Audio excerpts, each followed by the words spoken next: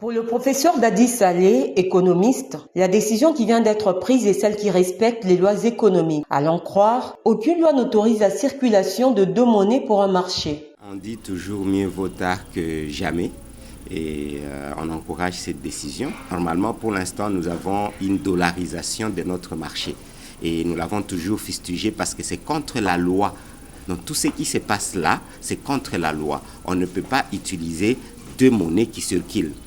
On n'a qu'une seule monnaie d'échange, c'est le franc congolais. Il n'y a aucune loi qui autorise et qui devait autoriser la circulation de deux monnaies pour un marché. Mais faudra-t-il que cette décision soit dans un angle stratégique monétaire, allant dans le sens d'en finir avec la dollarisation et la circulation d'autres monnaies pour que cela produise des résultats escomptés? Ce qui est en train de se passer, c'est une mesure, mais j'aimerais savoir et avoir un peu une idée si c'est la stratégie globale pour la dédollarisation du marché congolais.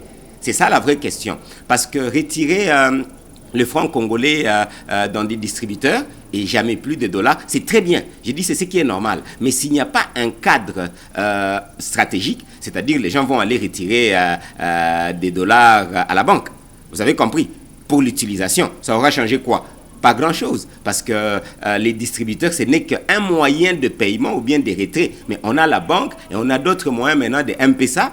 Donc la décision est bonne, mais si elle n'est pas dans un angle stratégique monétaire pour qu'on finisse dorénavant avec la dollarisation, avec les autres monnaies qui circulent en République démocratique du Congo, nous soutenons. Et il y aura des casses. N'est-ce pas? Mais après une sorte de trimestre, 2, 3, 4, 5, 6 mois, là c'est en tant qu'expert, ça devait se stabiliser. Cette décision prise par la BCC a pour but de promouvoir l'usage exclusif du franc congolais dans les terminaux de paiement. En outre, la BCC se veut de renforcer la souveraineté monétaire de la RDC en valorisant notre monnaie qui est le franc congolais.